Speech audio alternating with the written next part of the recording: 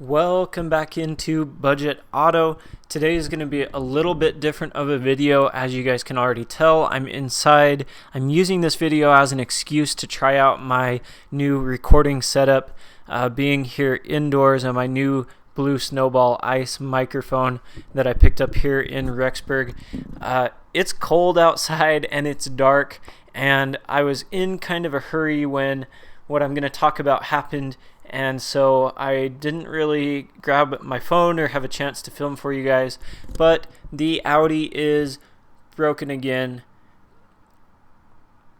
This time, luckily, it is not a super big repair on the car. It's not something that is a super big deal, but I can't drive it, and I have the car parked and I have the part pulled off. But before we get to that, if you guys know, and if you have been following the channel, over the past year I have been working on my 1999 Audi A8 project car that I picked up from a high school student here in Rexburg for $750. Now, Corey and I have been slaving away on this car doing major repairs, everything from head gaskets, a timing belt job, down to vacuum lines and brake pads or brakes on this car. If you haven't seen my other videos, go ahead and check them out on my channel, and make sure you subscribe for more content like this. Now, we finally got in and changed the transmission filter and put new fluid in the transmission on Saturday.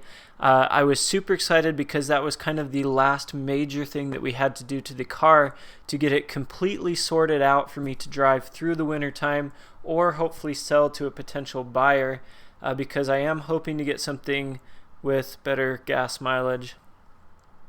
But having that said, this car has been an absolute blast to drive around. The 4.2 liter V8 engine puts out just over 300 horsepower, and that translates into 290-ish horsepower to the wheels. Being all-wheel drive, you can imagine that it is a lot of fun to drive around, especially on snow and ice here in Rexburg. This car just does amazing on slick roads. So as much as I complain about it and hate it in the summertime because of its bad gas mileage, I absolutely love this car in the wintertime. I don't think that there's a better all-wheel drive system out there, and with this car, I'm never lacking any power. So what has happened to this car?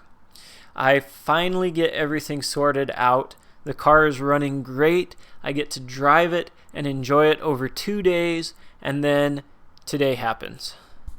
Lately, I've noticed that when I park the car or when I stop at a stoplight, my engine actually has been staying revved up higher than it should be. And no, I don't have a load on the transmission. This is after I put it into neutral or into park. It revs up and stays up at like 1200 RPMs, which is weird because this car is supposed to idle at 900 to 700 RPMs. So I'd recently fixed a spot in the engine where I had broken a plastic clip, and I put a paper clip there that was supposed to pull out this plunger when you first start the car up or whatever. The engine's cold, and so it has a vacuum type diaphragm that pulls. I can't describe it very well, so I'm going to put a picture up of it for you guys right now. But I fixed that thing, and so I thought that for some reason it was malfunctioning and it was pulling my throttle out and increasing my idle when it wasn't supposed to be, when the car was warm instead of cold. So I took that off. It didn't help, and it started to get worse. I noticed that the car was randomly changing RPMs on me while I was driving. When I was cruising, I wasn't doing anything to the pedal, yet the car was revving itself up and down randomly. When I finally would stop at a stoplight, I'd notice that the car was acting like it really wanted to take off, and it was keeping at higher revs. So I would kick the car into neutral, and sure enough, my RPMs would take off, landing and staying at about 3,000 RPMs.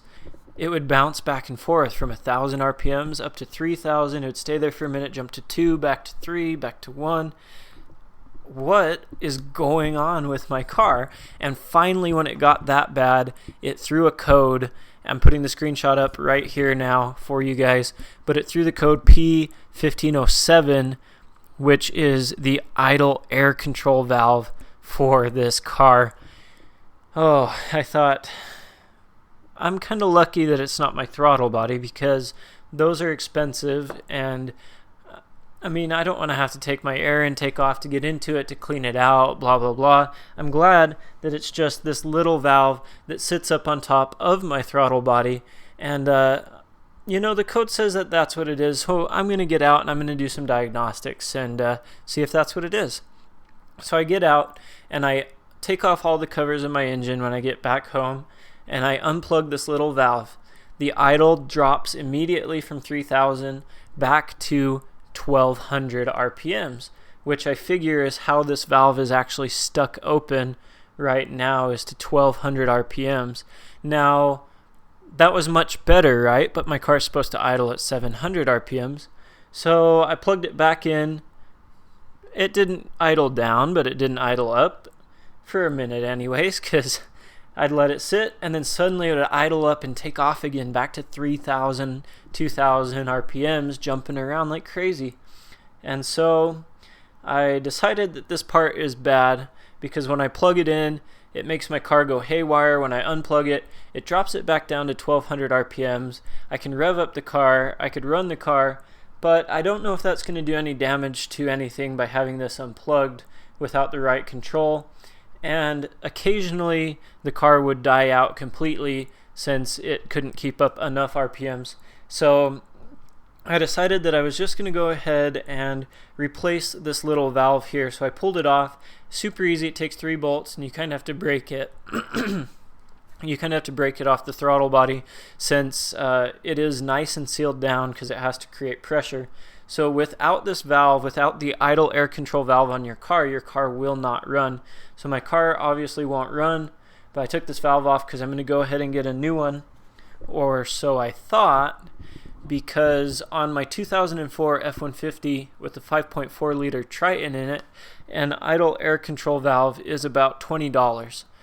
I figured it would be about the same for this car, maybe $35, $40. Well, I called O'Reilly's, asked him to pick me up a idle air control valve, and of course they go, it's going to be special order. Alright, that's fine, it's an Audi. And he says the part is $1,100. What? $1,100 for this thing that would cost me $20 on a normal car? I don't get it. I just don't understand how this valve can be so much money. And then he had the nerve to tell me that I would still have to pay them shipping to get the part there. So I go, yeah, my car's probably not worth $1,100. Let me check out the used market. I went ahead and I called around a couple different places. I've looked on eBay. The cheapest I could find it is around $400 to $480, brand new. And luckily I found one on the used market for $67 that looks a little bit different than this valve. I shouldn't say it looks different, it's a different color. It's silver and it has a slightly different part number, but I do think it'll work for this application. While I haven't bought it yet, I still need to talk to my wife. She's supportive, but this car challenges our relationship slightly on a completely different and side note of things.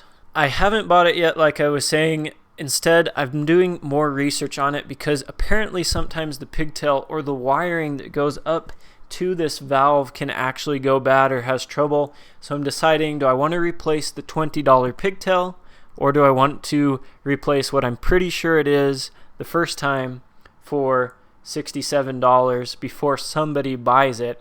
And then I'm left with the decision, what's the best way to part this thing out?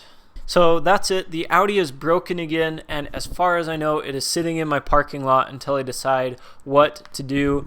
The car's simply not safe to drive around. I cannot sit in a 300 horsepower car in traffic with it wanting to run or idle at 3,000 RPMs.